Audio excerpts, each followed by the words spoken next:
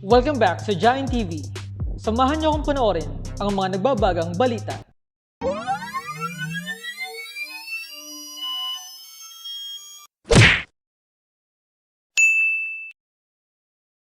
The distinguished gentleman from Anak Kalusugan Party List has 10 minutes. Please proceed.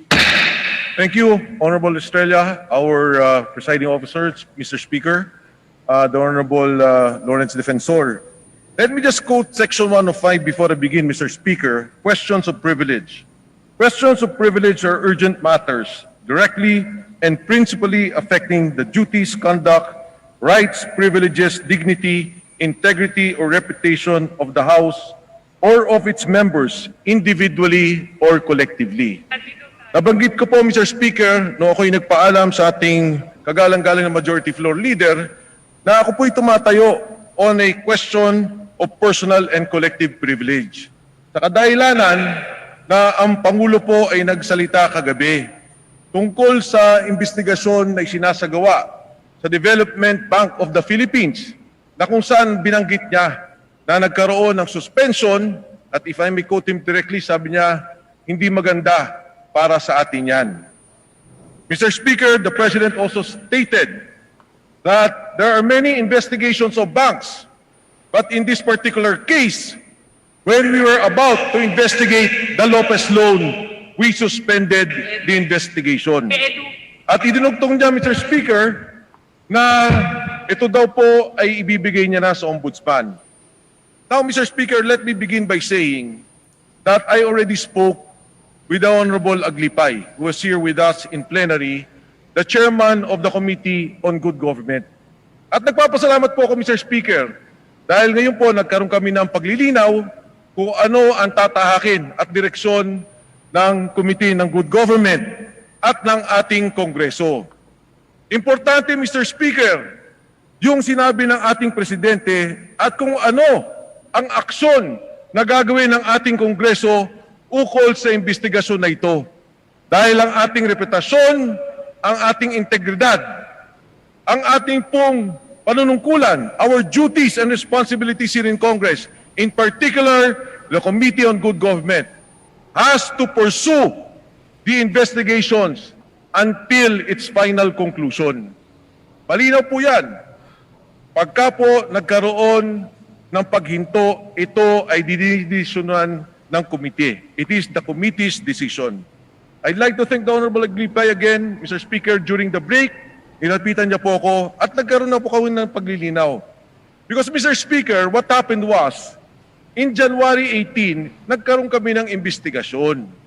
Doon po sa aming pag-uusap, sinabi ng Bangko Sentral ng Pilipinas na yung mga loan na to ay walang eligibility. Yung po ang nauna. Ang pangalawa po, ang sinabi po nila ay walang mga dokumento at nawawala na daw. Ang hindi alam ng Development Bank of the Philippines, meron po tayong hawak na mga dokumento. Dahil ang issue po na ito ay lumabas na isang dekadang nakaraan. No less than the columnist Neil Cruz of the Philippine Daily Inquirer, God bless his soul, wrote about this issue of condoned loans of the Abs-Cbn Lopez Group. And Mr. Speaker, it was in fact the very statement of President Duterte that there are condoned loans. And during that hearing, Bangko Sentral ng Pilipinas was affirming that there were loans not given eligibility. Ngayon, Mr. Speaker, kung ito namang depensa nila sinasabi nila, na ito daw po ay pwede sila magbenta kahit hindi dumaan sa SPAV, dahil ito naman po daw ay tax incentive, lalo pong mas masama. Dahil yung 9 na bilyon na utang, ginawa po nilang 3 bilyon. Mr. Speaker, I see the face of the beautiful face of the Honorable Herrera.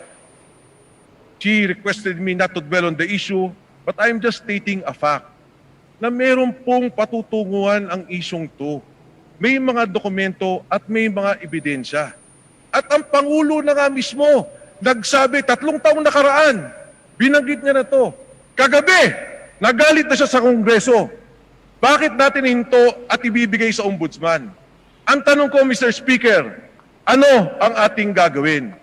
Ang tanong ko, sa liderato ng ating Kongreso, hindi ko na babanggitin ang pangalan dahil sabi ni Congressman Herrera, wag mo na sabihin ang pangalan ni Speaker Lord Velasco. Ano ang aksyon na ating gagawin tungkol sa investigasyon na ito? Mr. Speaker, again, I thank the Honorable Aglipay. I understand there will be a hearing on the 17th. Sana po ay matapos natin to. Because, Mr. Speaker, in the end, ang talumpati ng ating Pangulo was on the vaccination. And he mentioned that the payment for vaccination will come from loans. Ito po ay panggagaling sa utang. At ang utang na yan, manggagaling sa DBP at sa World Bank. Ang pera po ng DBP ay pera ng taong bayan. Yan po ay pera ng gobyerno. At responsibilidad ng Kongresong to na hindi payagang maulit muli ang paggawala ng pondong yan. Dahil yan po ay hindi natin pera, hindi perang pribado, kundi pera ng sambayanang Pilipino. Thank you, Mr. Speaker, and good afternoon to everyone. Thank you, distinguished gentleman from Anak Kalusugan Party List. The Majority Floor Leader. Mr. Speaker, can I be recognized? Mr. Speaker, I move to recognize the Honorable Michael Aglipay. The gentleman, Representative Mike Aglipay, is hereby recognized. Please proceed. Mr. Speaker, thank you. Honorable Mike Defensor, maraming salamat sa iyong talumpati. Kung kami po ay nag-hearing ng January 18, ay napagkasunduan po sa mga resource persons na binigyan sila ng taning na isang buwan na i-produce po yung mga dokumento na kulang. Yung Lopez Group po, DBP at saka BSP. Yung taning po na yon ay sa Feb 18 pa, kaya ang hearing po natin ay sinuspend ko nung Feb 2. Nung Feb 3 po, natawagan po tayo ni Speaker and in-instructionan niya tayo, biski hindi pa Feb 18 is mag-hearing na. Yung utos po na yon nung Feb 3 ay sabi ko, Speaker, kailangan po kahit konting oras mabigyan natin kasi 15 years ago pa po itong mga papeles na to. So napag-usundan pa namin nung Feb 3 and in-instructionan ko po yung COMSEC na i-prepare ang hearing sa Feb 17. So yun po ang napagkasundoan ng lahat at ito po ay pending sa Committee on Good Government and Public Accountability. Rest assured po ay hanapin natin yung punot dulo nitong issue na to. Maraming salamat po. Thank you, distinguished gentleman from Diwa Party List. The Majority Floor Leader. But Mr. Speaker, Mr. Speaker, I move to recognize the Honorable Deputy Speaker, Bernadette Herrera. The distinguished Deputy Speaker is hereby recognized. thank you, Mr. Speaker. I'd just like to react because my name was being mentioned. I was looking at the Honorable Defensor because this topic is already a topic in the committee already for deliberation. And hindi po tama that he's using the time here in plenary to discuss things that are up for investigation in the Committee on Good Government. Kaya ko po siya tinitignan para pigilan po siya dahil hindi po tama na dinidiscuss po natin ang bagay na to, ang subject matter na to, and he gave us his assurance earlier that he will not violate the rules of this floor of the plenary para po magkaroon ng due advantage doon sa kanyang posisyon. Kaya Mr. Speaker, I just like to put that in record. That is the reason why I was looking at him to prevent him from saying anything further regarding the subject matter that is already a topic in the Committee on Good Government. Thank you, Mr. Speaker. Mr. Speaker. The remarks of the distinguished lady Deputy Speaker is noted by the Chair. The Majority Floor Leader. Mr. Speaker. Mr. Speaker. I move that we recognize the Mr. Speaker. Pete Belmonte. I move that we recognize the Honorable Kiko Belmonte. Honorable Atienza, Mr. Speaker. Sorry. He would like to be enlightened.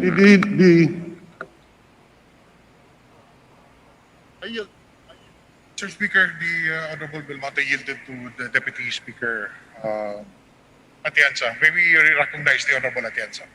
The distinguished Deputy Speaker is hereby recognized. Please proceed. Thank you, Mr. Speaker. We would like to be enlightened as to what is the purpose of these deliberations going on now on the floor.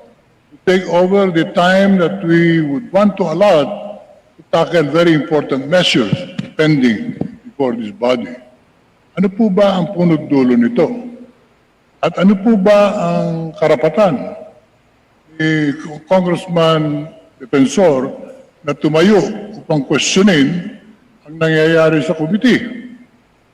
Nagbago na po ba tayo ng rules? He's mentioning a collective privilege. I do not feel belonging to that issue. That issue is not my concern, and I'd like to be dissociated from his position. And I am questioning his citing collective privilege when this issue is a very personal one for him. Mabuti pa sinabi niya personal privilege, and I will respect that. Pero collective, I do not feel belonging to what is cited here. He is citing again his personal crusade against the ABS and the Lopez companies. Ako po'y nakadalo sa isang pulong na ginaganap base po sa kanilang reklamo, chaired by Congressman Mike Ablipay, and I listened to the deliberations and the opportunities given him to support their allegations. And I personally witnessed failure on their part to support their allegations with documents. And I support whatever action the chairman would take to handle these particular issues, because when one goes to any committee for an investigation, he should be ready with documents and not go on a fishing expedition requiring the banks, including the central bank, to bring the documents that they are required to present before the body, before the council, the committee. At this point, bringing the issue on the floor occupies all of our time, and I question that particular action because it is not in accordance with our rules. Mr. Speaker, before the reply, my name was mentioned, and I'd like to react on the statement of the Honorable Atienza, Mr. Speaker. Mr. Speaker, before we resume, may I recognize the Honorable Kit Belmonte? The distinguished gentleman from Quezon City, Minority Floor Leader, is hereby recognized. Proceed. Thank you very much, Mr. Speaker. I was rising in the middle of the speech of the out something. However, my microphone was not working at that time, Mr. Speaker. I'm sure my brother will agree with me, Mr. Speaker. Of course, it is his right to speak something of personal collective privilege. However, I presume that he was carried away in tackling matters that were already subject matter to a committee deliberation, as pointed out by the Honorable. I'm sure it was unintended by the Honorable Defensor to get carried away that far and cause these reactions. Therefore, in accordance with our rules, Mr. Speaker, may I move that we strike out all the matters mentioned by the Honorable Defensor from the records that are related to the subject matter discussed already in the committee, Mr. Speaker, Your Honor. Mr. Speaker, Is there any objection?